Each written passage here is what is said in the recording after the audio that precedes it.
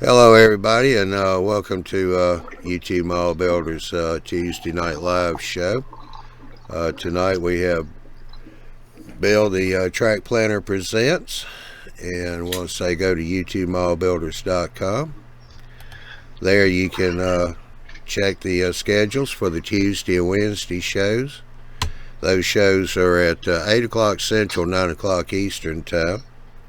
The Thursday once a week show and the Saturday once a month show. Those are at 9 o'clock Central, 10 o'clock Eastern Time. And also be sure and click on the eMag and sign up for a notification so you'll get notified when the eMag comes out. It just came out 5-6 days ago, and that issue I believe was on passenger trains. I've had time to thumb through it. Look like another good issue there. And with that said, what you say we turn this over to the man of the hour and his guest, Mr. MHO, better known as Lloyd. So here's Bill, the track planner. How you doing, Bill? Thanks a lot, Johnny. I'm doing great. What we're going to do tonight, guys, is kind of an offshoot of what I did a couple months ago. If you remember the show I did 2 months ago, we talked about a layout where the gentleman, or a track plan, excuse me, where the gentleman wanted specific things, specific prototype railroad, even the locations and everything. And I completely designed the railroad around his givens and druthers that he wanted. This railroad that I designed for Lloyd, what are we, Lloyd?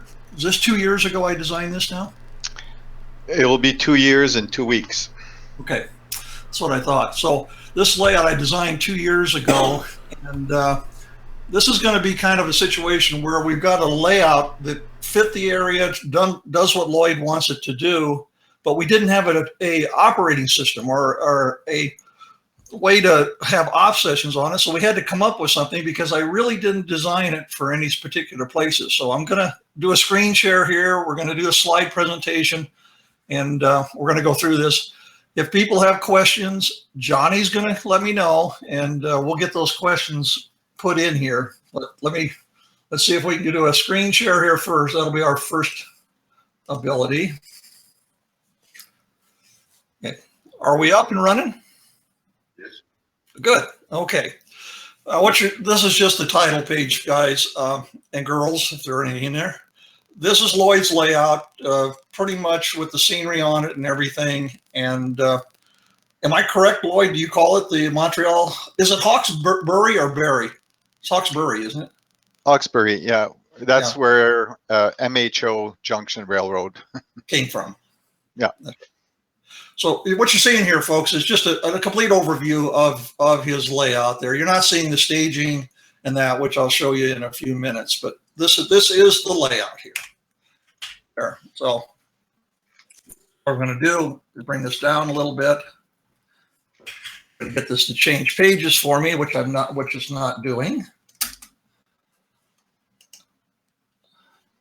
So yeah. I hate to use that, but we will. There. Okay. Tonight's show is going to explain how I developed a believable operating scheme to fit an existing track plan, which normally you don't do. Again, the plan was originally designed by me. Lloyd built it, did a heck of a job building it there. And then, but we had no predefined operating scheme for this design. So we're kind of doing things, quote, after the fact, so to speak.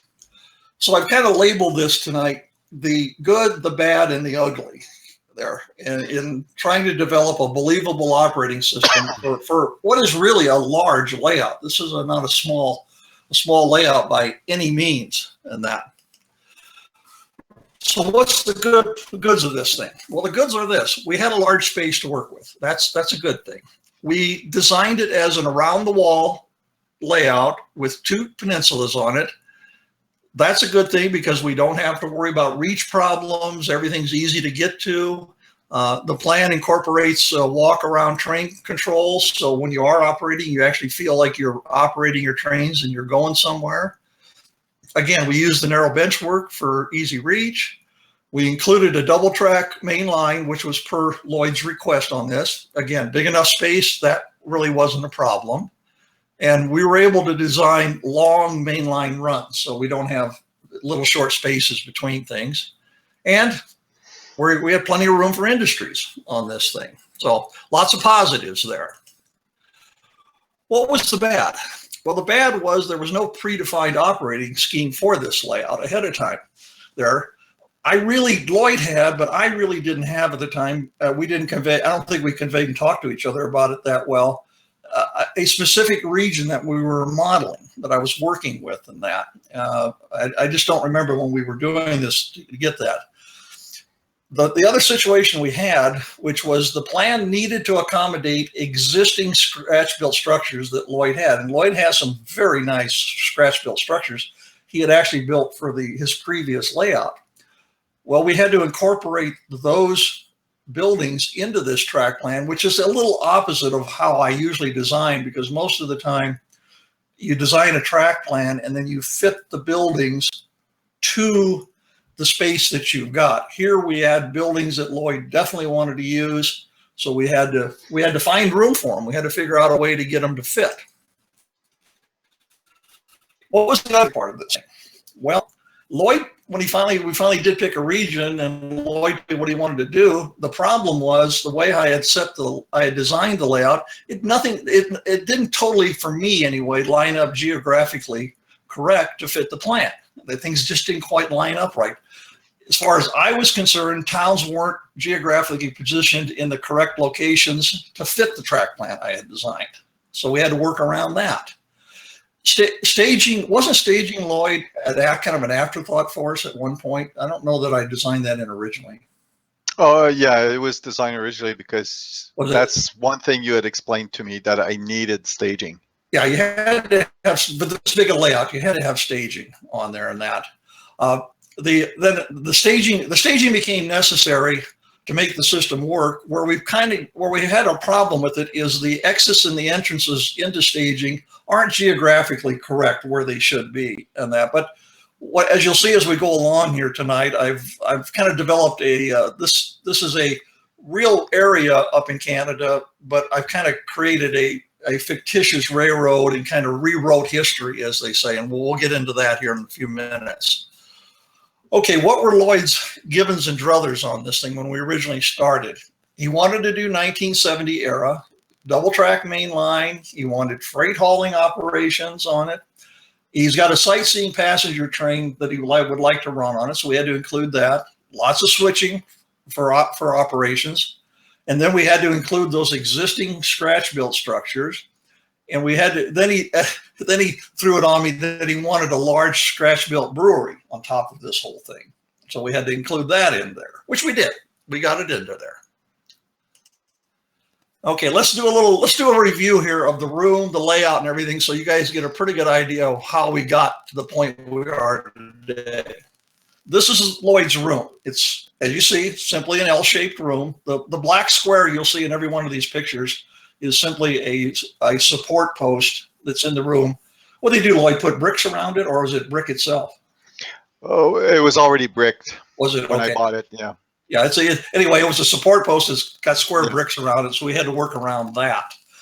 The main room, about 38 by 12. That side room, somewhere in the ballpark of 10.5 by 13. Bottom line is there's about 600 square foot in here. So this is a great space. It's a good space. My average layout my track plans I design, I'm usually designing them for 300, sometimes a little more, sometimes a little less. But this is about twice as big as I normally design for. The construction that Lloyd has done is what I consider to be L-girder, but an open grid design on it. What you're seeing in green is basically the benchwork outline there with the aisles. Again, it's around the wall with the peninsulas. Fortunately, we've got only one lift out to get into the room. I think I originally set it up at about a 42-inch height. What'd you finally end up with, Lloyd, on it? About that? It's 42. What I did is I did manage to lift. At some points there's 45. Okay. But that's about it. 45, okay. 46 is the top it will go. Yeah. Depending on, if you're a 5'4" person, maybe 42 seems a little high. If you're a 6 foot tall, average size person, anything from 42 to 45 is a good height to work with on a layout. That's my personal opinion. Okay, here's a track diagram. We'll go over this just a little bit here. The white track that you see on this plan, there is, that's the double main line that runs completely through the layout and around the layout. The yellows and the blues and the turquoises, those are all either yards or engine servicing facilities or the main yard in Hawkesbury there. Anything that's black on the track plan you see as a black line is either an industry or it's a helix. If you look up in the very top up right-hand corner, you'll see an orange area of track up there. That's Lloyd's sightseeing train area. And he's got a, have you built this building yet, Lloyd, to go up there, or is somebody going to build? Yeah, I'm, let's say 80% done with it. And it's going to be kind of like a vintage museum parking place for trains. Is that what you're doing here? Yeah, that's where I'm going to park. The two on the complete right is going to be for vintage passenger cars. Okay. And the one on the left is going to be the steam locomotive. That's going to come out once, let's say every Sunday or something like that. Okay. Okay. Yeah. So, but again, that track was designed up there specifically for some of the things that Lloyd had there. Okay. This is just some interesting facts about his layout. When I got done designing it, we had about 950 feet of flex track that he was going to need. If you equate that to sections of flex track, it ends up being about a little over 300 pieces of flex track.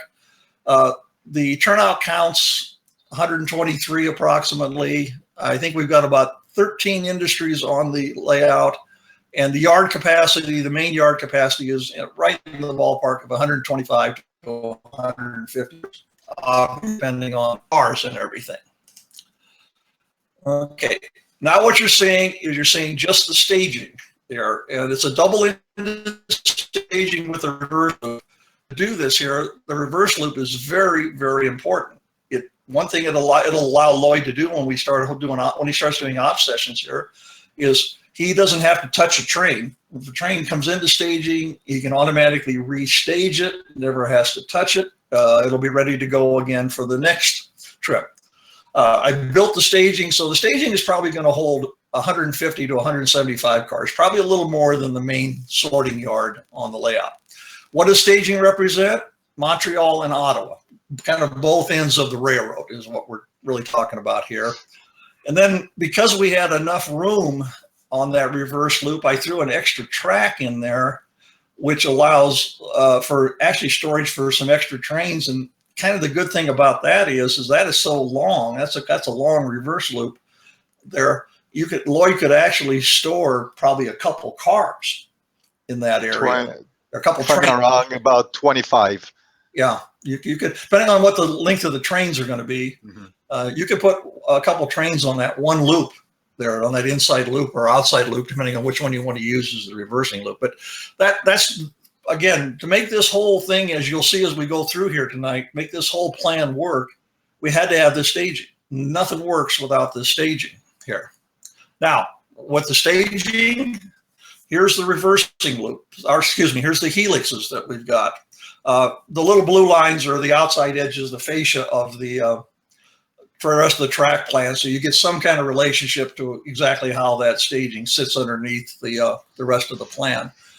The outside loop, I think I'm correct, Lloyd. It's 30 inches on the outside, 27.5 on the inside. Is that where we're at? That's right. That's right. Okay, and then we've got. I think we've got it so it was about a 2.2% grade, which if Lloyd runs, if he does, as long as he's not trying to run 30 and 40 car trains, he shouldn't have any trouble with trains going up and down this this helix here. Now, here's where things get a little interesting. What you see here is a Google Earth picture of the area that Lloyd is modeling. On the right, we have Montreal, which would be on the east. On the left, we have Ottawa, which would be on the west end. And the big circle in the middle is kind of the area that Lloyd is a town in there. I've got an arrow pointing to it because the town was so small it wasn't on the map here unless you really blew it up. So I put a little arrow and pointed to it. Hawkesbury is up there, and that. So the three towns that I have named on the layout. Lloyd is going to do a little more different on that, I think. But my main concentration was Hawkesbury, St. Eugene, Ottawa, and Montreal. Ottawa and Montreal, again, they're represented by staging. They're not physically or visibly part of the layout. So we had the track plan pretty well designed, pretty well done, and then we come up with, this is where I'm going to be modeling. This is the area I'm modeling. Well, all of a sudden, I'm looking at this, son of a gun, this is not quite working out well here. We're on it. So what I decided to do was, let's build a fictitious railroad, a freelance railroad, and we'll make it work. We'll figure out how to make it work. So what I did is I came up with this revised railroad map, a freelance version. Again, the black circle is the area that we're keep the visible part of the railroad. Again, on the west and the east ends, you see Ottawa there, and those are the staging. The green line I drew in, that is the railroad. That's Lloyd's Railroad, and the history is this: whoever built the MH&O decided they wanted to follow the river route, so they came up when they got to Hawkesbury. The builder of the president of this railroad and the mayor of Hawkesbury had a fight, and they had a little disagreement. So the railroad president says, "The heck with you! I'll just build my railroad around you, and I'm going to run down through St. Eugene, and then I'm going to run on over to Ottawa." And so what I've done for modeler's license here is I took Eugene and I moved it a few miles to the west and a few miles to the south. That isn't exactly where it is, but it is on this railroad. And the reason that I did that, as you'll see as we go along tonight, Eugene plays a major role in how this layout's going to operate. So what did the mayor of Hawkesbury do? They just added their own little railroad that connected into this one, which the president let them do. This now, by me doing this, and it's kind of a funky way of doing it, but at least it kind of makes the layouts make sense on the layout on how things kind of work a little better. It isn't perfect by any stretch of the imagination, but for our things we're going to do, it works. Any questions yet, Johnny? Okay. Excuse me, I'm not doing that good a job. I don't think. Now, so that we get everybody kind of geographically oriented here, on the far left in that shaded area, that's St. Eugene. Let me talk about that for just a second. That's originally where I designed in for Lloyd a intermodal operations there. That was just going to be out on the main line. It was going to be intermodal. Well, Lloyd, your decision was that because of 1970, it wasn't the kind of intermodal you wanted to do, correct? That's right. Most of the stuff that I had bought was mainly stuff that you would have seen in 1990s or 2000s. So I said, you know what, I'll scrap it. Yeah.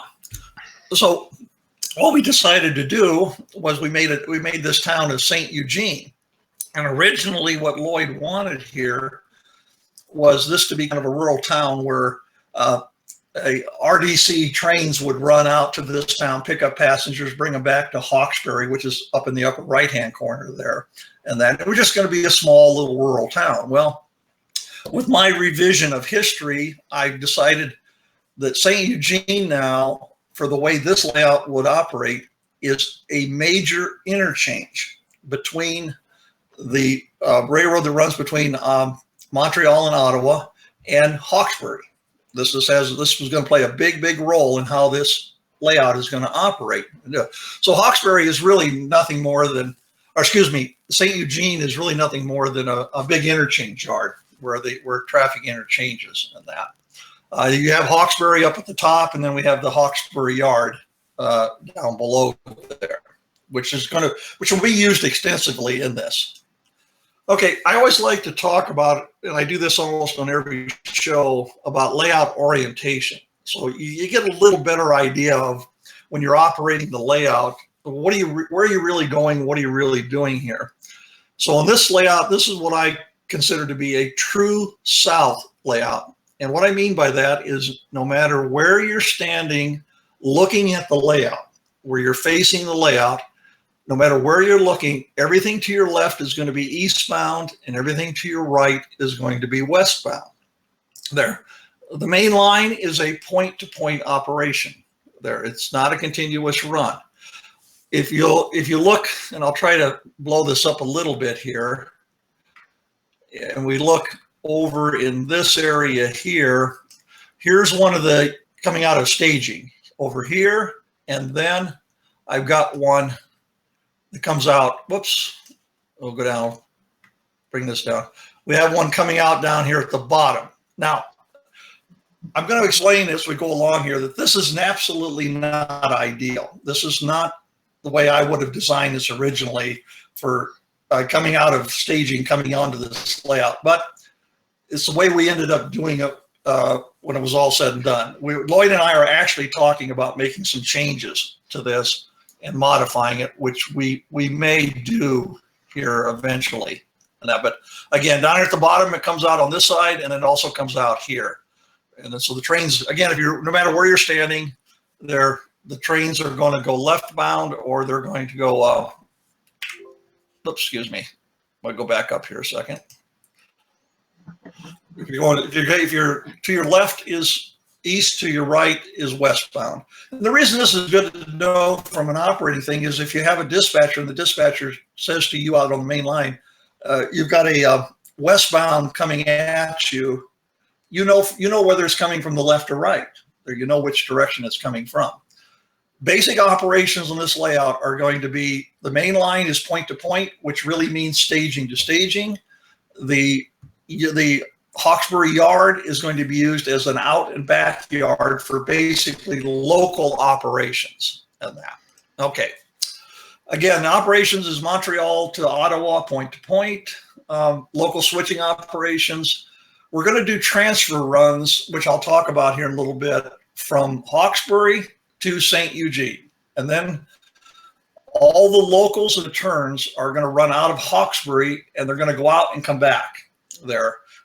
We will have some locals that'll come out of staging also, which I'll talk about a little bit here. But basically, this is kind of just a very generic, general overview of how this layout, I would envision this layout running.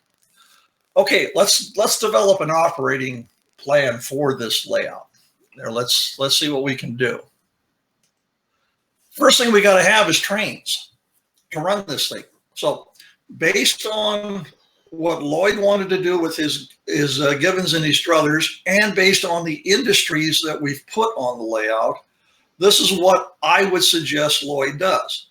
We have through freights, we have coal drags, we have unit grain trains, we have transfer runs, we have turns, we have locals, passenger service, and sightseeing trains.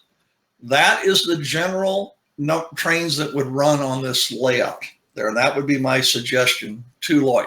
What we're going to do now is we're going to go through each one of these and explain how these work, how these operate, and that what goes on with them. So let's talk about the through freight operations. And through freight is exactly what it says it is. There, the trains run through the layout and from staging to staging. All through freights originate in staging.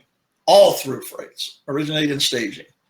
All run Ottawa to Montreal, either eastbound or westbound. And again, this is simply, they come out of staging, they come onto the layout, they run through the layout, and they go back into staging. They never go into Hawkesbury Yard. Now, that's different than what Lloyd planned, but this is the way we kind of do it to make this plan work. Again, as I say, as you see there, through runs do not enter Hawkesbury Yard. They do, however, and this is very important, they do stop at St. Eugene Interchange Yard. And what the through freights do is they set out and they pick up cars that are sitting in that yard. And St. Eugene Yard is the yard you see sitting over there on the left side. St. Eugene is not a big yard, but for this railroad, it's a big enough yard to do what we want to do, because I'll be talking about transfer runs here in a little bit, and we'll explain how all this fits together. Through freights are priority freights in the fact that they don't stop anywhere else on the layout except at St. Eugene to drop off cars and that. And they pretty much are going to have priority over every other train that's going to run on this layout, except the passenger trains. And that in 1970, there were still some passenger trains, and I think, I don't know my history very well with Canada, but I would assume in 1970s the passenger trains probably had priority over everything else on the railroad there. Yes. That would be, am I correct on that, Lloyd? Yes. Okay, so passenger trains would, everything else, these through freights would be the way I would set this operating layout up, they would have priority. Okay, let's do a coal hauling operation here. The reason we're going to do this is because we put a pretty good sized coal mine on this layout. And this is, go ahead. Thank you. Ready? Mm-hmm. Yeah, go ahead. All right, this is Andy. He wants to know, let's see, since it's a circle, meaning the layout's actually a complete circle, is it going to get broke somewhere, and where does the circle not exist? Okay, that's a great question too, Andy. What you have to think about is where the double main line runs through Hawkesbury Yard. That is not an extension of the main line there. Which, again, others, we would do this, we would design this a little, we're out of staging at each end. Tell you what, Bill. That's the kind of the end of the main line. Bill, I lost your audio. Do a quick refresh and repeat that again. Okay.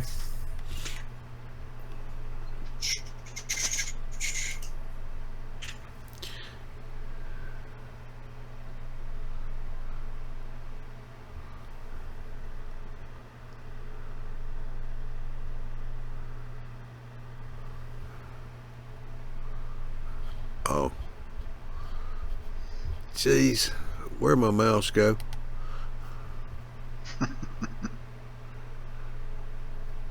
Try it again, Bill.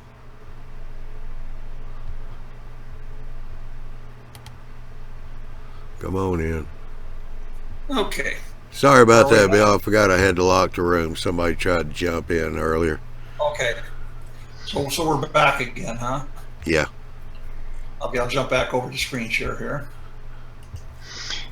While you're doing that, Bill, Yeah. the exits to the helix, at first when I talked to you, there was supposed to be one.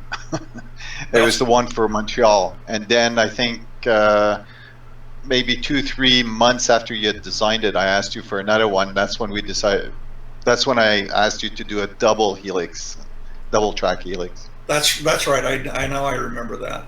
And that. So, okay, are we back, Johnny, so everybody can see now? Oh, yeah. Yeah. Okay. All right. What I want to do is I want to go down here. This is the coaling, this is the mine on the railroad. And it's a fairly decent mine. There's a lot of traffic that can, pardon? Well, no, you lost me there on the break on the circle. Oh, yes. Excuse me. I thought I'd done that. That's fine. I'm sorry. Where you see the double main line run through Hawkesbury, the way the operating scheme works on this layout, trains don't, the through freights don't run through Hawkesbury. They simply come out of staging, they go into staging. Yeah, they run through the town a little bit, but see, if I'd had my druthers on this is one of the things that I would like to have done that we couldn't do because of what happened. where it comes from Ottawa staging, which is on the upper left-hand side there, I would have loved to have kept that a hidden track all the way around until it got around all the way around almost to where Lloyd's freight building is there, and then connected to the main line there. That would have made a little more sense if we did that. But unfortunately, Lloyd absolutely wants to have that museum and his vintage sightseeing train, and we couldn't have both there. So we had to give up a little bit to do some other things, which I'm perfectly fine with. I mean, again, this layout's still going to operate. It's just, it isn't exactly what I would have done originally on it. So, okay, let's go back down here. Now we've got this coal mine sitting here, and we've got enough yardly track over on the left side, everything. This whole industry can be worked without ever messing up the main line. Everything can get done, trains can get made up, everything can happen there, and it won't involve the main line or anything. So how does this work? How do we work this particular one in this layout? Well, we've got the mine, and the mine is going to have, and think about, every time I talk about this tonight, guys, let's think about this as an off session, and kind of first how the layout is set up for the off session, how does the trains run. So the first thing we do is at the beginning of the off session, we've got loaded coal hoppers sitting at the mine that have been loaded, ready to be shipped out. In Hawkesbury Yard, in the yard, the visible yard here, there's the same number of hoppers, or approximately the same number of hoppers, and they're empty. They're waiting to go over to the mine. In staging is a unit train that has empty hoppers in it.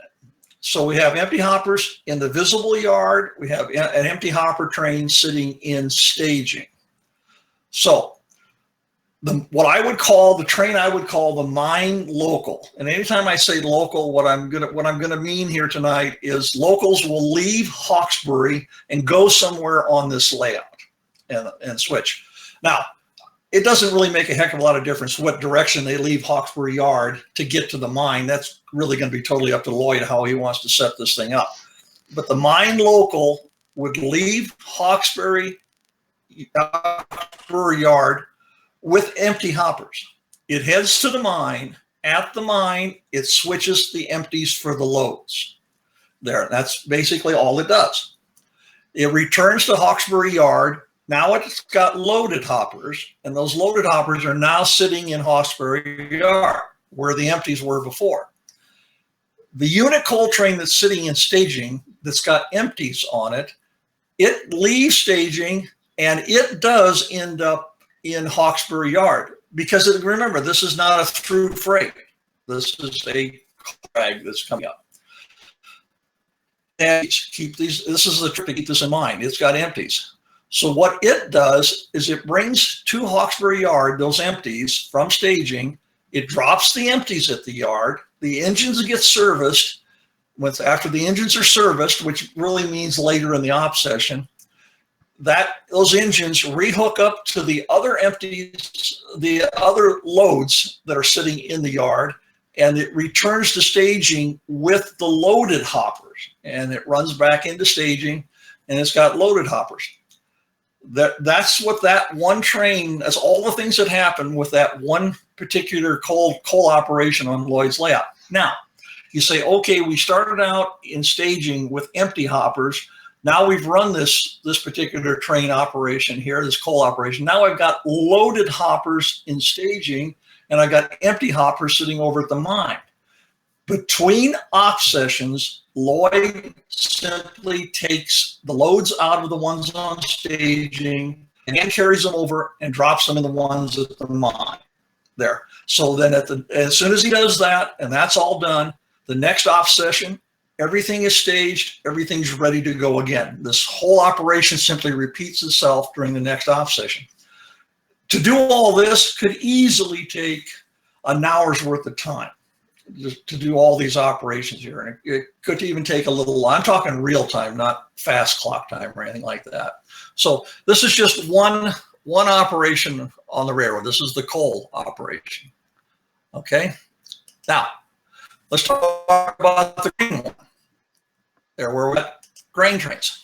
It's basically the same thing as the mine. We've got the grain elevator sitting down there. I've got the blue circle around it down there. And we built a pretty good sized grain operation Lloyd here.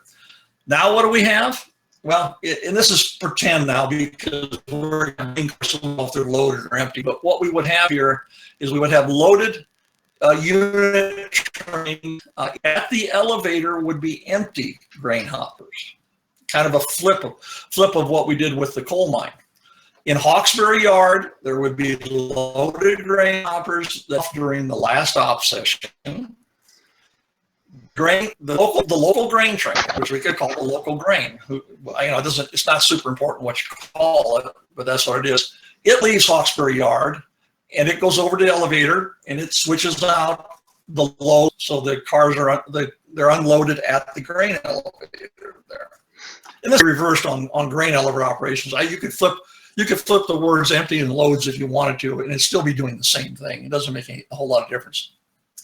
The key is the grain train that sits in staging does the same thing as the coal train that was with the empties was sitting in staging. It comes out of staging. I don't care what direction it comes from. That's going to be totally up to Lloyd. But it ends up in Hawkesbury Yard. There, it drops off its either loaded or empty grain cars, services the engines, comes back over to the yard, there, picks up the ones that came from the grain elevator, returns to staging, and this time Lloyd doesn't have to do anything there, but everything's restaged for that operation so that it all takes place again in the next op session. Again, this one operation here may not take as long as the coal, but it sure could, and this could be another hour out of an op session just to do this one operation. By the way, before I forget, I think this layout would probably operate best with probably 6 people there. I would think a minimum of 4, and I think 6 to 8 people would be a good number for this thing to operate at full, what I would call full efficiency. Okay, transfer runs. Now this is the area that is the most important part of that makes this whole thing work and kind of makes sense, is the transfer runs. And transfer runs are really what they say they are. They transfer cars from one location to another location. And what's going to happen here is now we've got Hawkesbury Yard here and we've got St. Eugene. So what happens is a train leaves Hawkesbury Yard with cars that are destined for off layout destinations, i.e. staging. Those trains are going to staging.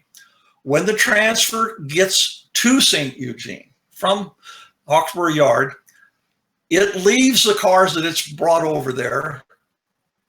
The transfer arrives in Hawkesbury Yard, drops the cars for what I call off layout destinations. This is destinations that it's not on the layout. It picks up cars that are destined for on layout industries. And all those cars were left by those through freights that we talked about earlier in the program. That was the first thing we talked about. The transfer run, when it gets these cars changed around, it runs back to Hawkesbury Yard with its train. But the important thing is, as it goes back to Hawkesbury Yard, it doesn't switch out any industries. This is a transfer run. That's all it does, is it just goes over to St. Eugene, drops cars, picks cars up, and comes back to Hawkesbury. It's the job of the yard master at Hawkesbury Yard to take those cars and sort those cars out into different, what would be turns that would run on the layout for the industries, which again, we're going to talk about here in a minute. There, it is not only possible, but I would recommend on this layout that there would be multiple transfer runs per op session. Why? Depending on how many through freights you would have running on this layout during an op session and how many cars they were dropping in St. Eugene over there, I could see the potential pretty quickly of the St. Eugene Yard getting completely filled up and that. So you want to be a little careful. And this all is going to require, when you start putting an operating session together, getting a good balance on the number of cars that are dropped off, the number of cars that are picked up. And honestly, I have no idea what those numbers would be. You'd have to literally do a few off sessions to figure out what works the best. And that my previous layout that I had when I first moved out here to Colorado, it was again a 25 by 25 foot layout.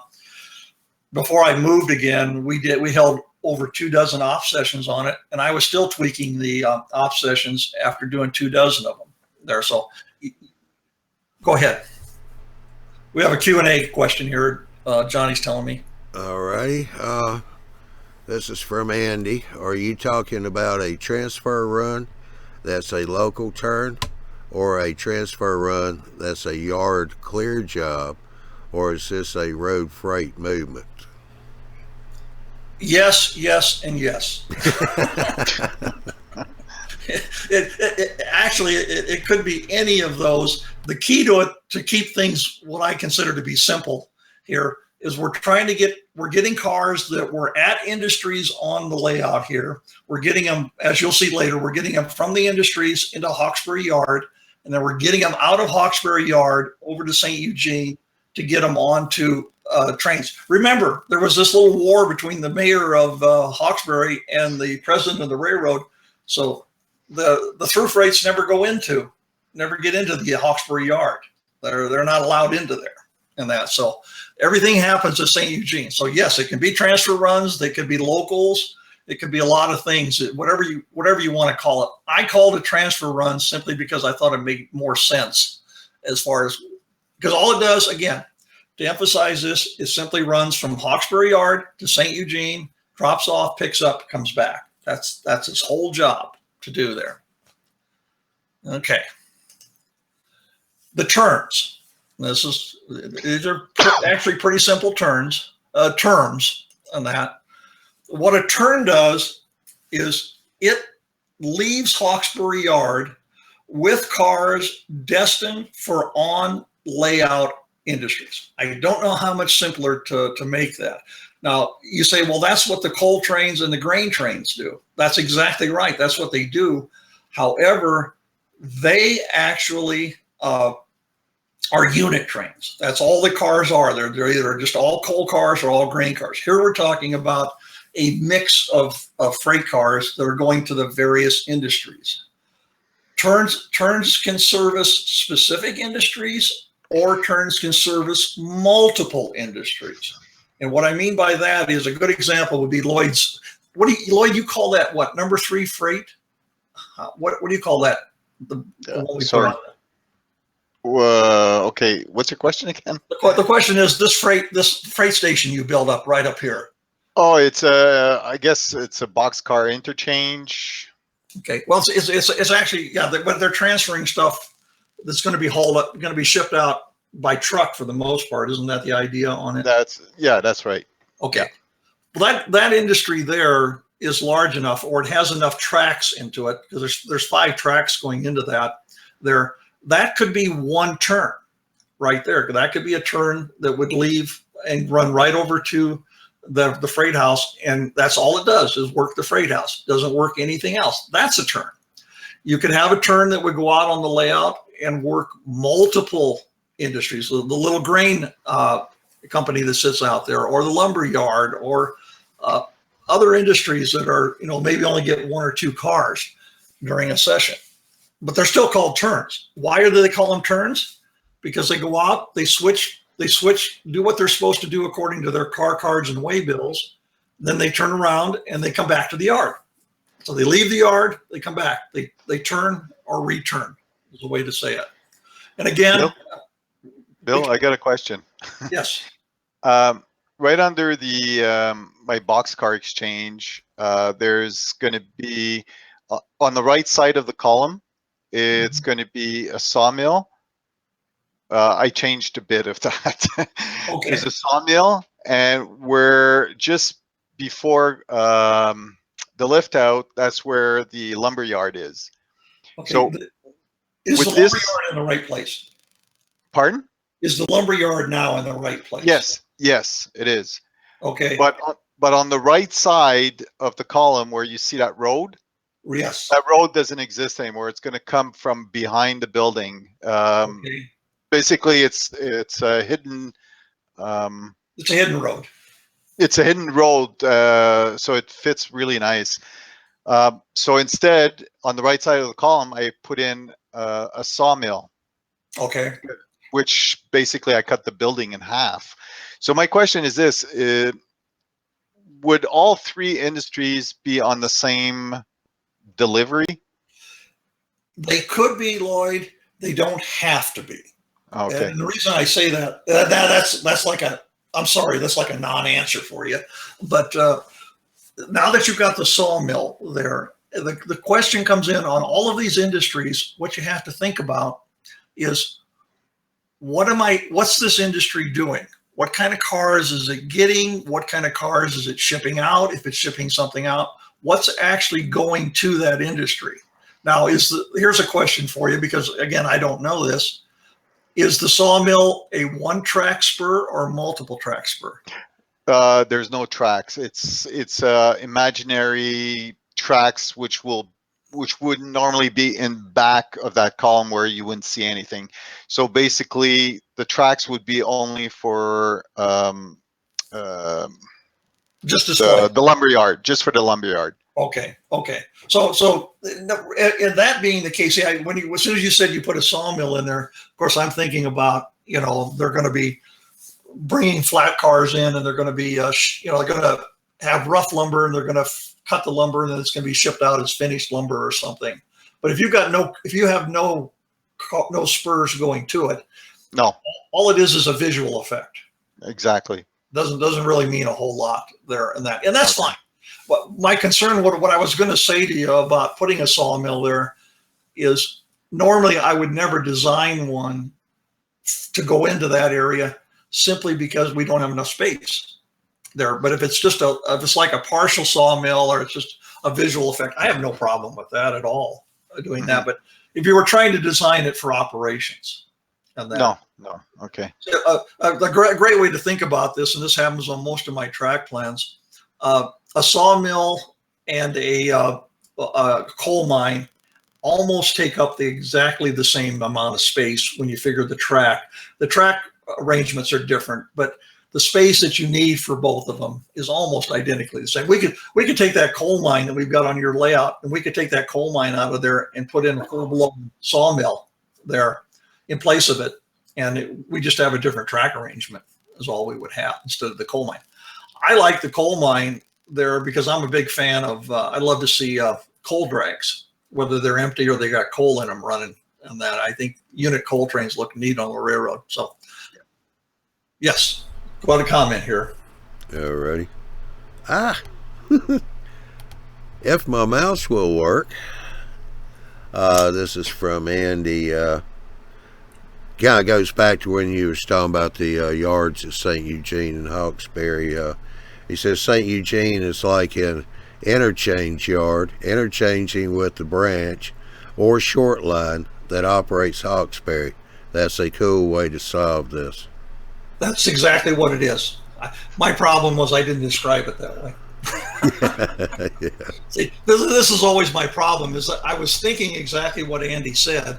It just wasn't coming out of my mouth. But yeah, St. Eugene is nothing more than an interchange point on the railroad there. And again, that's why I said earlier in this program that St. Eugene plays a major role in this operating plan working, because everything comes in, almost everything comes into St. Eugene or goes out from St. Eugene. So there's a lot. In this operating plan, you would need one operator just to handle St. Eugene there. That would be that operator's sole job, would be to switch cars in and out at St. Eugene. So we'll get in the weeds here just a little bit here. We have a through freight that comes into St. Eugene from staging. The engineer on the through freight doesn't do any switching. He simply brings the train in, and the yard master at St. Eugene takes out and puts in the cars that he needs to take out of the train and the ones he needs to add to that train. Then the engineer for the through freight hooks back up, hooks on the train, and continues on around the layout going into staging. So That will be a big operating point on the layout. And again, so now we'll go back here to this turn. All turns return to Hawkesbury Yard. Again, we can run multiple turns per op session here. It just all depends on how trains are going to run and how often you want them to run. But I would suggest probably on turns you have at least two, 3, or 4 of them to run to different parts of the railroad and to switch out different areas of the layout for them. Okay. Locals. This gets a little confusing for some people and that, but what happens with locals, at least the way I would like to see this work, is locals originate in staging. Locals enter the layout either direction. I don't care. Depends on whether they're coming from Ottawa or they're coming from Montreal. The locals are trains that are coming from and going to nearby towns that are not shown on the railroad. They could be towns between Ottawa and Montreal. We can use that scenario there. So they're bringing cars onto the layout. The locals can service on layout industries. So if you got a local that's coming on, he doesn't necessarily have to go over to Hawkesbury and dump all of his cars. He can actually work industries on the layout. It's just a little different type of operation. They call it a local because in the scheme of things, it's kind of it's local to the area there. It's not local to what we physically see, but it's local to the overall layout there. Locals can deliver and pick up cars at Hawkesbury Yard. Actually, what I used to do on my railroad is locals were kind of where you put everything that you didn't know what else to do with it. Know where it was going to go. That's what we use the locals for a lot of times in that. But locals, again, they originate for the most part in staging there and come out of staging. And then after they get done doing their thing, they go back to staging and they run back and go into staging. And actually what they would do is they come back from where they had come from. Their example, that was a bad way to say it, but what would happen if you had a train coming, say, from Montreal that was a local, did whatever it was supposed to do out here on this layout. When it got all done, the engine would switch back to the other end of the train and it would run back into Montreal, run back towards Montreal or into Montreal staging is what it would do. Passenger service, probably one of the easier ones to describe and talk about on this layout. And then this is not, I don't want you to confuse this with Lloyd's sightseeing train. This is actually physically having a passenger service on this railroad. The way I would do this is I would have one train alone that was a passenger train there. And it would, at the beginning of an off session, it would be pre-staged in staging. It operates staging to staging. Again, it doesn't go into Hawkesbury. It can stop at Hawkesbury if we have a depot. We have a depot up in that upper right-hand corner. It can stop at Hawkesbury up there, but it doesn't go into the Hawkesbury Yard. Comes out of staging, goes into staging there. Early in an off session, most off sessions that I'm involved with out here, the layouts I operate on, they have what they call AM and PM shifts. And basically what it amounts to is if we're a 24-hour day, the first 12 hours of it are the AM, the second part of it is the PM. And on some of these big layouts that I operate on out here, the yard masters will switch. They won't have a yard master for a big yard that does nothing for 4.5 hours but operate that yard. They'll sometimes switch some crews around during an off session. But again, the train, this passenger train can run early in the off sessions, let's say westbound, just as an example, coming from Montreal. It could stop in St. Eugene because we do have a little station there, but that station is going to be used for something else that I'll talk about in a few minutes here. But it probably wouldn't stop in St. Eugene. It would just continue because this is a passenger train. In my mind, the way my mind would work this layout is this passenger train is a cross-continent train, and it's coming from Montreal. It's heading to Ottawa, and yes, it could stop in Hawkesbury if Hawkesbury was considered big enough to have the train stop. But its primary goal is simply It's either westbound or eastbound across the continent there. So I've got it set up here that it does not stop in Hawkesbury or St. Eugene, either one, but it runs through, goes back into staging, restages itself, and then late in the operating session, the same train runs again, but this time it runs eastbound, and it just reverses going through the layout there. And this is the eastbound one that's running across continent, and it's the same train. It's the same train that ran in the morning, but it's starting out going a different direction. And as far as the operators would be concerned, or anybody standing there, a visitor looking at this layout, they would assume it was two different passenger trains when it was just the same train, just running two different directions. And again, the eastbound wouldn't stop in Hawkesbury or St. Eugene, at least in the way I would want it to be operated and run there. Okay, the sightseeing train that Lloyd's talking about running here. Actually, where you see up in the upper corner here, this is where Lloyd's museum and car storage for his sightseeing train is. How Lloyd wants this to run, I don't care. He can run it any way he wants to run it, because it's just a train that's going to run once in a while on the layout. The cars are going to be stored there at that museum station up there, and then they're going to run across that. Lloyd, do you have an idea how you want this to run? What do you think you want it to do? The way I thought of running it is where you see that train station right beside that yellow circle. Yes, just to the left. Yeah, just to the left. Basically, the train would leave there. Okay. The way I see it is that the passenger train that you talked about before, okay, right, was going to be a sightseeing train also. It's just that sightseeing train that you talked previously would do exactly what you said it would do. Mm-hmm. But for example, on the Sunday, that train would be replaced by a steam and vintage car train. Like, for example, I don't know if you've been to the Grand Canyon from Smithsville or something like that. Yeah, they got that excursion that runs. Yeah, that excursion. Well, the normal train, if you take it during the week, it's a normal train that does the sightseeing tour.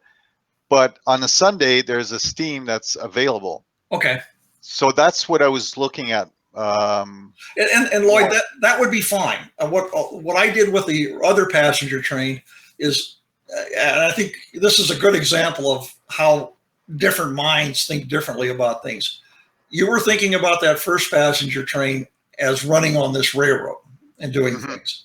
I was thinking of the passenger train as part of the whole transportation system. It was just not about this railroad. It was about the whole, it was a via, like a via train is up there today. Okay. That's what my thought about that passenger train would have been there. And then this train here, the sightseeing train, tourist train, it can do, again, it can do whatever you want it to do. But that passenger train I talked about earlier, I thought of that in terms of a transcontinental passenger train. Okay. Running from one end of it would, yeah. Normally, that type of train would go from Montreal to Ottawa. Right. It would definitely not stop in St. Eugene or Hawkesbury. Exactly. So what happens, Lloyd, during an op session? You have to understand, with all these trains that are we're talking about running on this layout here. Some trains take a long time to run. Take mm-hmm. the coal train or the grain train. When you get all that done, again, like I said, there was an hour that we're going to probably take up just to do that.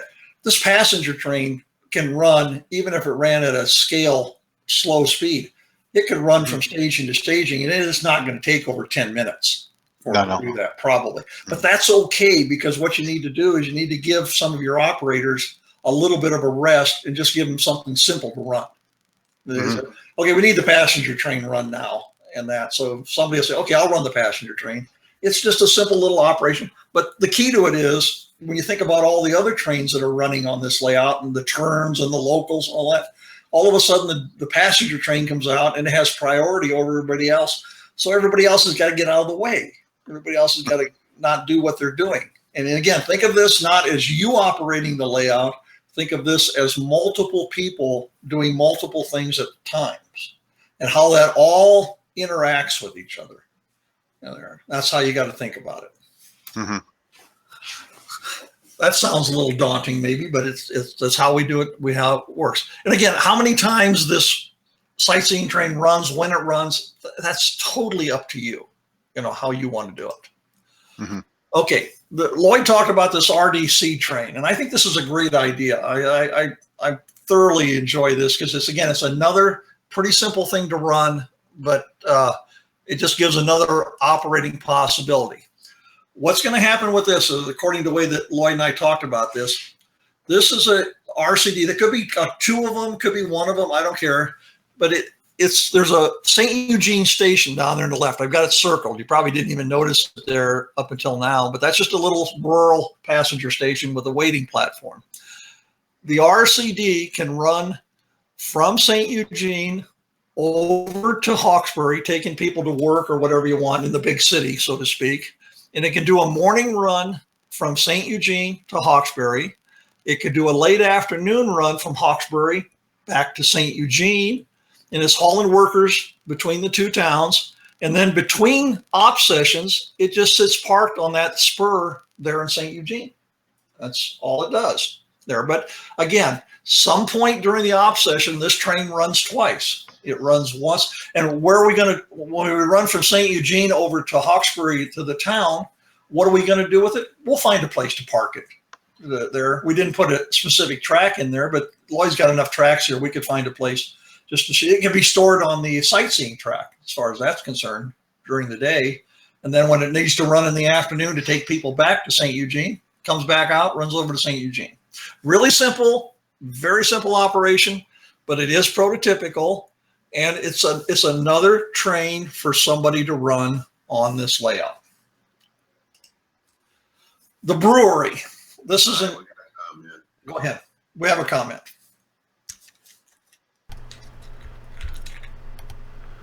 First off, this is from Andy and Dee. Don't operate your layout. Operate small sections as some part of the transportation system. It's a part of. A lot of modelers fall into this, modeling off the model, operating the model. Being SF buff, I'm a joker and I do tease people, but there is no closed caption TV here. But sounds like a lot of traffic. How is traffic control? CTC, track warrants, or TT and TO? Well, we're going to talk about that. Okay. This comes up right at the end of the program here. I'm going to talk about how this could be done and that. And I've done the way I'm going to show you. I've done it on my own layout. It's been done on other layouts, and it actually does work. The brewery. This was one of Lloyd's, I will say for a better term here, afterthoughts there. And reason he wanted the brewery on there was he wanted to cover up the helix down in the right-hand corner. So he came up with this, what I consider to be a pretty ingenious idea of building this module that's going to sit over the top of the helix. And we've created a whole new switching operation here for the brewery there. So what does the brewery train do, for a better term here? It consists of cars made up that are destined for the brewery. Now, if you know anything about, like, I don't live too far from Golden, Colorado, where the Coors Brewery is. There's a lot of stuff that moves in and out of that brewery that is more cars that you wouldn't even necessarily think about going in and out of there. So this brewery is a heck of a lot of traffic. And as you see down there in that right-hand corner, there's a lot of track we put in there and that. So again, this is my way of thinking about this. A beer train or a brewery train, I don't call it whatever we want, could originate in staging. It traverses the main line and it ends up at the brewery.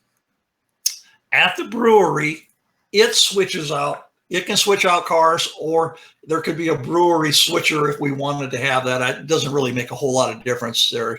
You could do either one. But at the brewery, cars get switched out. You know, we can't say loads and empties because we're actually going to bring empty tank cars in and run them out with beer loaded in them and that. That's an interesting thing down at Coors. Just as a side note, they have tank cars that are pressurized, and they load that beer into those tank cars cold, and it stays cold. And some of that beer gets shipped all the way to Kentucky, and it's just as cold when it gets to Kentucky as it was when they put it in the tanks, and they're pressurized tanks. So I haven't heard any train wrecks where those tank cars broke, but they actually have trains that are beer trains that the beer is in tank cars and shipped as bulk. But after the brewery would get switched and everything would happen that would needed to be happened up there, according to this is going to have its own operating scheme, so to speak, here, this brewery, because it's a big, massive thing. There, after everything is done, we're all switched out. This brew train simply doesn't go back to Hawkesbury. It simply just runs the layout, goes back into staging there. And I've built the design of this track for Lloyd so that a train can come into the brewery. There's an escape track for the engine, so the engine can run around the train it brought in, do all the switching, get everything done, then hook up on the other end of the train and leave without any problem at all there. So, but this one industry right here, again, this is probably, when you figure from staging to the brewery, from brewery back to staging, and all the time it'll take to switch out all those spurs, this is probably a 45-minute job here, minimum, to be done here. So we're going to keep operators pretty busy on this layout. That they're going to be doing a lot of things here. Okay, how are we going to move cars on this layout? How are we going to get things moving around? Well, we have multiple ways to do it. There's no right way, and there's no wrong way. It's just whatever you're comfortable with. This is just a photograph of the number 3 off session I held on my layout. And remember, we held over 24 off sessions on that layout. So this is one of the early ones that I did. And simply what this is a sequential list of the trains that we're going to run on my layout there. My layout was representing in Idaho there, but the first one that ran we called it the PT job. It was a potlatch mill. It was a turn that ran out of Lewiston Yard over to the potlatch mill, did its thing. Second train that ran, there was a through freight, TF meant through freight, that came out of North Staging. It ran from Eugene, Oregon to Great Falls, Montana. There was no Eugene or Great Falls on my layout. They were just staging yards is all they were. But that was the second train that ran. Third train that ran was a train that came from Bend, Oregon, and went to Lewiston, where the main yard was at, and it was a local. But the point of this list here, guys, is this. When I would start these off sessions, somebody in our group, and my layout, we would usually operate with 4 to 5 people on it. Somebody would be the yard master there who would want to just work the yard, get all the switching done in the yard. Then if I had 3 more guys there, I would just tell them, okay, we've got our yard master. Now, the first 3 trains that run, you guys decide between the 3 of you which ones you want to run. And then what I would do, whoever finished their job first, I didn't care which one of the guys it was, but whoever finished their job first would come back to me, because I was acting as dispatcher, and say, okay, give me another train to run. So all I would do in that case was give them the 4th train on that list, and they would run it. And then we do the 5th one, and we do the 6th one. And this was all set up so that trains were running at times that made sense, because one of the things that on my layout was we did in my yard, through freight ran through the yard. We had to be very careful about certain trains running at certain times and coming, if they were through freights or things like that. So this looks pretty simple, but there's really quite a bit of thought that had to go into this. Personally, myself, this is the way this is the simple, easy way to do run trains on a layout. Just have a run list and just follow that list. Now, did we ever vary from this list? Yeah, every time I did this, we didn't finish it exactly in the order because something would happen on the layout. There would be something that would go on that nobody planned for. And the next operator that had finished his job would come to me and say, okay, what's the next train I should run?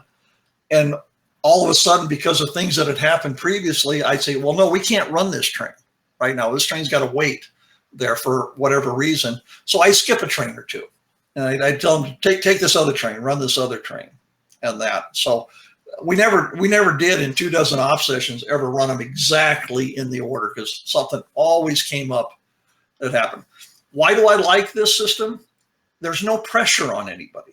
If you're doing timetables, people are more concerned about looking at the timetable and where am I at on the railroad? Am I okay? Am I running late? Am I running too early? Do I got to be here because we're going to have a meet here and that? Everybody's worried about stuff like that.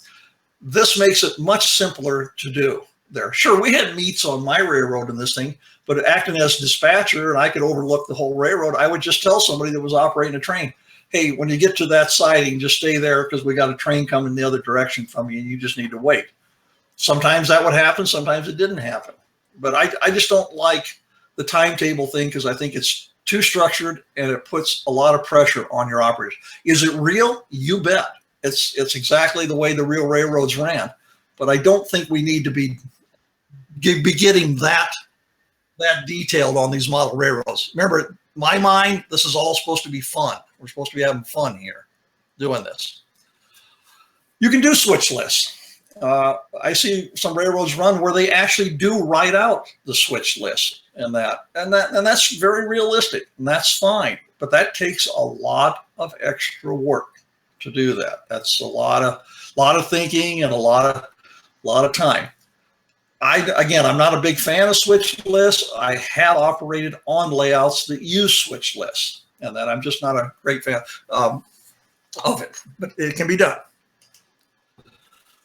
The program I use, and I've done this 2 or 3 times in my program, so you guys ought to be getting used to this by now.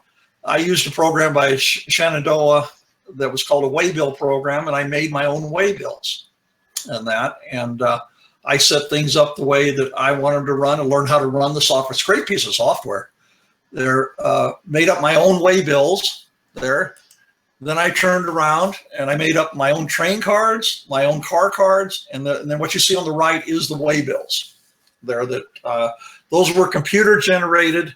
The other 2 on the left are, again, the car cards and the train cards. To kind of go through this for some people that maybe don't understand, the train card simply tells the operator what the train is supposed to be doing. In this case, the one I threw up there, it was a Burlington Northern freight that was a westbound freight. It was a through freight. The number was 251. It ran from upper staging to lower staging on my layout. And it was a westbound through freight. It stopped at Lewiston Yard to drop off and pick up cars. That's all the operator needed to know to run that train there, because when he got to Lewiston Yard, he didn't do any switching there. All he did is pulled his power off, and then the Lewiston Yard master took the cars out he needed to take out based on these car cards you see on the right, and put cars in based on car cards that were for cars that were sitting in Lewiston Yard. The biggest improvement I ever made to my operating sessions is what happened there in the middle, putting pictures on the car cards. When you do that, you can't believe how much easier that makes for your operators to find the cars they're looking for. Is it prototypical? Nah, it's really not, especially not for 1970s and that. But again, I try to keep things simple. I try to keep things, where we're having some fun here and that. As soon as I went to the pictured car cards like that, my operating sessions actually seemed to smooth out very well, because heretofore, what did we have? We said it was a Santa Fe hopper. The number was 314671. It was covered. So the guy would have to go start looking at numbers on the cars, which again is prototypical, but at least with the picture, he had a good start on what he was looking for. Then he just had to make sure he was picking up the right car with the right number on it. So he still had to find the car with the right number, but we just made it easier for him. There. Believe it or not, folks, that's the last slide on here. Now, I'll be happy to go back to anything that I talked about, and we can rehash things here. Have I totally confused you, Lloyd? No, but I do have a question, though. Sure. Of course, I've been talking with a lot of people, been reading up, been watching videos. What's your thought on GMRI? Okay. No, sorry. Let me just finish. You told me to go visit layouts, and I did visit one, which this guy did everything on GMRI. That printed like which cars, well, everything, and then he'd do the operations. So, what's your thought on it? Well, JMRI it's very popular right now, and I don't have that big a problem with it.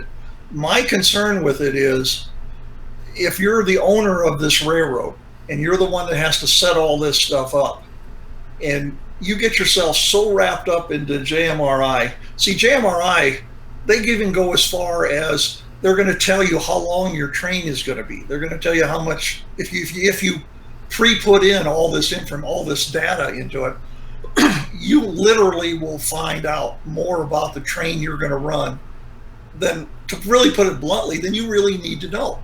You don't need to know all this stuff, and that's JMRI does. All we're doing here is playing pretend. We're just doing a pretend world here. We're trying to do it the most prototypical way we can, but I keep going back to, let's have fun doing this. Let's don't make this a job and that. Now, I think when you ran on the JMRI one, or if you were there watching, did they not use switch lists where the guys had a list so that at each town it said what cars got dropped off and what cars got picked up at each town? Mm-hmm. I'm sure that's probably what it did. Oh yeah, it's got a list of all the cars to be picked up, right. And it could go all the way to having each car has a weight. Like for example, I thought of maybe putting a weigh station for on one of my yards, and having, by knowing what the weight is for each car, you know how much, like if you need one locomotives or two, or depending on the weight. I don't know. I'm not there yet. It might be in 2-3 years. Well, or I might not even look at it. But you know, what I like people to think about is all of that stuff sounds kind of, you know, I've looked at it. It's not that I have. I've never used it, but I have looked at it because I use the Decoder Pro all the time. I couldn't live without Decoder Pro, so I have looked at the JMRI stuff. I really think they get way, way too far in the weeds with all the information that you can put on there about the cars and everything. And pretty soon it's, at least in my mind, it's become a job. If you look at this car card that I've got here on the screen here, it looks a little complicated, but when you break it down, it's really a very simple thing. All it tells you is where the car is supposed to go and where it's coming from. And the information on there routes it the right way and everything. And if you're a yard master and you know how to read these cards, it's simple. It's very simple. Now, this is my pet peeve with any kind of computer-generated switch list. And I've seen this happen many, many times. The computer-generated switch list is great. It's quick, it's easy. The computer does all the calculations. Where its downfall and where I think its weak point is all you have to have during an op session is 1 or 2 operators miss-spot a car, put it at the wrong industry. The computer doesn't know that. All the computer knows is it said you're supposed to put this car at this industry. I've never been to an op session. I've never held an op session on my layouts that somebody didn't spot a car in the wrong spot. That's human nature to do that. That happens. I operate on a layout that he has over 500, almost 500 freight cars on this layout, and he uses a program called Switch It there, and it's the same thing as JMRI, just a little different. All we have to do is get 1 car or 2 cars misspotted in an industry, and then somebody has to go find that car because you don't know where they spotted it at. So here you are running through this huge layout looking for one car that got misspotted at some industry, because you've got to find it. The computer doesn't know it got misspotted. If you use this car card system, like I'm showing here, if an operator misspots a car, no big deal, because when you see it says 1 and 2 on there, where those cards get flipped around between op sessions. This car is supposed to be sitting, or this particular waybill, the car is supposed to be sitting at Spalding Cement. Suppose the car didn't get to Spalding Cement, it got put someplace else. Well, my job as the owner of the layout was, between op sessions, I would flip these cards in their packets. So I would flip this card around, and this card would say, okay, this car is coming from Spalding Cement and it's going to Rapid City, South Dakota Cement. Well, the car isn't sitting at Spalding Cement because it got misspotted someplace else. But because the car card got flipped around and it says it's going to Rapid City, South Dakota on a UP eastbound train, that's all the yard master or the operator needs to know. The car automatically corrects itself. This is a self-correcting system of car routing. There, yeah, get misspotted, but so what? It'll correct itself in the next op session. And I think that's a big deal. Yeah. Go ahead. I was going to say two last questions. One of the operations that you missed was let's say every week, I'm going to have 5 cars brought into my workshop, which is my programming track. Okay. It's going to be part of the operations, because with the number of cars I need to that I have to weather, I'm talking about almost 300 cars. I've probably got about 2 years or 3 years worth of weathering to do, so it's going to be part of my operations. That's perfectly fine. Nothing wrong. And the last thing is, you saw my plan where I want a dispatcher. Say that again. You saw the plan, the way I have my workbench set up, because I'll have a dispatcher on the left-hand side of my workbench. Okay, right. Do you remember that? I kind of remember. I know where your workbench is and everything, so. Okay, completely at the left hand. So basically, he's going to be hidden from the entire layout. Right. Well, that's going to be much later, because I presume I'll need a signalization system and probably cameras or things like that. Yeah, and see, the great thing, Lloyd, about this hobby is, and this is where I maybe I get on my soapbox a little bit here, and I shouldn't do this, but the great thing about this hobby is you can get as involved in this as you want to get. You can go as far as you want to go with this thing.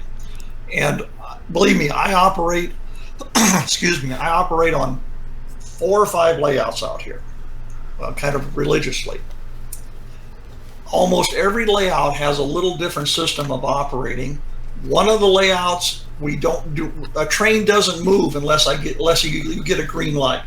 You don't move. You can't do anything unless you look at a signal and you've got a green to move.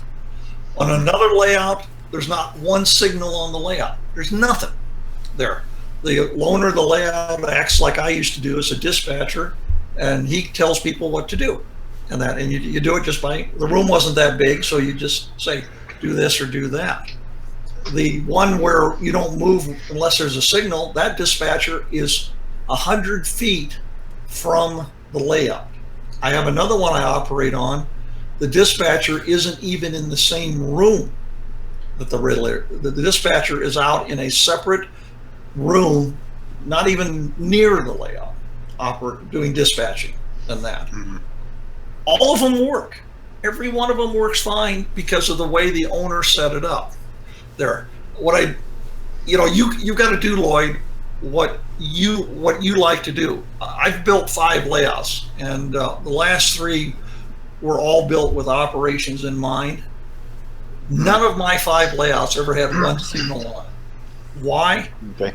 Signaling is no big deal to me. I'm just not that interested in it.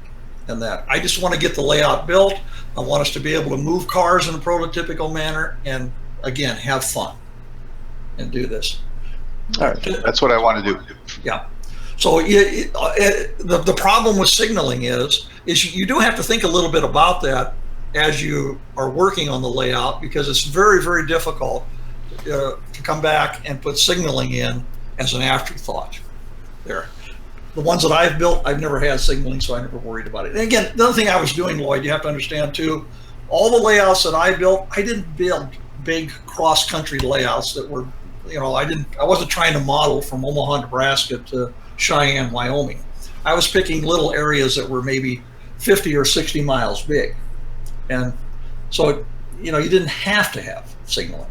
You could, but you didn't have to. If I talk 4 more minutes, Johnny, we're an hour and a half. Yep. If there's any questions, I'll be happy to answer them. Otherwise, I'm pretty much done for the evening, guys. No, they're just talking about keeping the visitors from picking up the rolling stock off the layouts and walking off, and the operators think they lost the car. Yeah. Well, I'll tell you. I'll tell you a really quick little story about that. The 2,700 square foot layout that I operate on.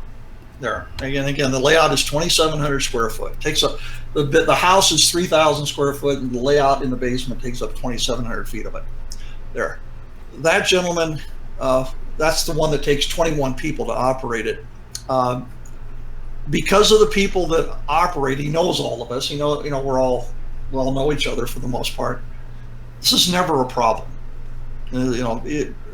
What he does have, and he holds open houses a lot of times where people come from all over the world to come to this layout out here. It's known all over the world. What he has problems with is when he has an open house, and I'm down to it. I go to his place once in a while because I help watch what people are doing walking through this, because this is a mushroom style layout and you can actually get lost in it. It's so big. What he loses in open houses, people take cars off of the roads, not freight cars, vehicles, cars, and every time after an open house, he always seems to have 1 or 2 cars that disappear off of the layout, and that's because the public's in there, and we don't always know who's coming in to see it. But if you're during off sessions, everybody knows who's everybody else is. There's never a problem with that. Yeah, down here during open houses, you got the funny people. I've never done this, I promise. But they always go to like Hobby Lobby or whatever and buy the little funny animals, dinosaurs and stuff like that, and monkeys. And as they're touring the layouts, they tend to put them out there on the layout in inconspicuous places. Well, the Colorado Model Railroad Museum over in Greeley that I've been involved with for a number of years. That huge that layout takes up almost 10,000 square foot over there. And some of the guys listening tonight have been to see that. One of their little things they have for the kids is they have 6 or 7 dinosaurs on the layout. And we have little games with the kids where the kids go out with a pencil and a piece of paper and they have to find these 7 dinosaurs, or 6 that are on the layout. 2 of them are pretty big, the others are pretty small. We got them hidden behind trees and everything. And it's fun for the kids because they're going around looking, trying to find these dinosaurs. It's just, again, I don't care how big a layout it is or how fancy it is or how well it runs. We're just playing pretend here. This is all we're doing. And I sometimes think people lose sight of that. Yeah, Andy Crawford's cure for that is, he said, glue is your friend or electrical contacts. Yeah, only Andy would think of that. Yeah, I can see Lloyd over. Sounds like a good idea to me. Well, the other thing I always tell people, and I've told Lloyd this a couple of times, they always think, well, I don't know a lot of people that operate or that. And I told Lloyd, you build it, they will come. I've seen it happen. The one you went to, Lloyd, how many people were operating that night? Nobody was operating. It was during the day, and the guy made there was 3 of us there, and he gave us a tour. And his layout is 20 by 20. It's completed. It's fully completed. The scenery, everything. And he goes, when they do operating sessions, there's about 10 people there. Okay, that's a good group. Well, they work in double, like the guy with the list and the conductor, I guess. Yeah. Yeah, you got an engineer and you got a conductor that's moving the cars around. Yeah. And he was telling me that this weekend he's going to one where there's going to be 30 people. Basically, it's 15 teams of twos. Sure. Well, I would think it would be, and I recommend this to every layout I design for people, because again, as most of you know, I push these prototypical designs pretty hard. I highly recommend, Lloyd, go to an operating session. Mm-hmm. Go to one. Matter of fact, I won't give his name out because I don't have permission to do this, but you guys will see a video online here not too far down the road from a gentleman who has built a very, very high quality layout. I mean, he's done an incredibly good job of building this, but he didn't build it for operations. He built it for display purposes. About a month or two ago, he went to an official operating session at somebody's house. And since he went to that, him and I now have been talking daily by emails. We are adding staging to his layout. We are rearranging some stuff so that this layout is now going to operate somewhat prototypically. And he got the bug by going to one off session where he actually operated trains and that. And he says, basically he's got the bug now. So we're redesigning part of his layout to make it for operations. Yeah. And he's got, the thing that I love about this, he's got a whole completely different view of this layout now from what he had just 2 months ago. And he did a great job building it. I mean, it's a really nice layout. He'll be doing some videos. You guys will see it eventually. Okay, that'll be interesting. It'll be very interesting, I think. Yeah. But we do like videos of layouts. Well, he's done such a great job on this layout. I've complimented him many, many times. And build layouts. I mean, videos of buildings, rolling stock, whatever. Yeah. Locos. Yeah. Well, again, like I said earlier, this is such a diverse hobby. You can get as deep into it as you want to go, depending on what you want to do. I have to do this before we close here. What I've got to compliment Lloyd on is think about this, Lloyd, go back 2.5 years ago or 2 years ago. You were really a novice at this whole thing. You were, you built that first layout and you kind of went, oh God, what did I do here with this thing? From where you were 2.5 years ago to where you are today with this layout, I got to compliment you because you've done a heck of a job. Oh, yes. Thank you. Very good job. Very, very good job with this. You might say Lloyd built himself into the corner, but now he's gotten back out. That's about, well, I enjoy it because, yes, I spend the time to design these, and it's always nice to see when you design something that it comes to fruition and you actually see people are enjoying it and having a good time. I think it's great. It's taken me almost 2 years. 2 years minus 4 weeks to get my first train to run the entire layout. So. Well, but that's the way to do it. Yeah. That's the way to do it. Yeah, like history said, Rome wasn't built overnight. No, it wasn't. But I hope everybody enjoyed that. It was just a little different than the one I had done a couple months ago. Oh, that was a very good show. I see. I guess I got to pay you for overtime now, though. We're okay. Yeah, I'm glad Lloyd's the guest, so I don't have to pay him. I'm going to go ahead and get out of the screen share here. I don't think we're going to be doing anything on that. All righty. Well, we'll just wind this thing on down here. Let me get a transition going. Okay. And just want to say, go to YouTube Mile Builders, or YouTubeMileBuilders.com, excuse me. There you can check the schedules for the shows we have. The Tuesday and Wednesday shows are at 8 o'clock Central, 9 o'clock Eastern time. The Thursday once a week show and the Saturday once a month show, those are at 9 o'clock Central, 10 o'clock Eastern time. So you want to be sure and check your timetables, your time zones for your times there. We just give them out in the Central and Eastern time. But also be sure and click on the e-mag while you're there and sign up so you get a notification. The September issue just came out about a week ago now, and that's on passenger trains. So you be sure and check that one out. JD does a good job on that. Yeah, I want to say thank you to everybody in the chat for coming in and watching the show. Bill, appreciate it. Another good show. Glad to A do little it. more understanding on how to operate a layout too now. Lloyd, appreciate you being here and letting us tour your layout. You're welcome. I learned a little bit more tonight. Maybe someday, once I can get outside of my prison restraints, I can get a passport and might come up and see it someday. Sure. Yeah. No, just kidding. I mean, kidding about the prison part, but yeah. I mean, Canada's been an interesting place for me.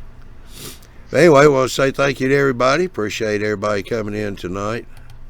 And we shall see y'all this coming Thursday, day after tomorrow, for the Thursday night general talk show, or Johnny Small train talk show, as we call it now. So everyone have a good evening. And we shall see you Thursday night, 9 o'clock Central, 10 o'clock Eastern time. See y'all later.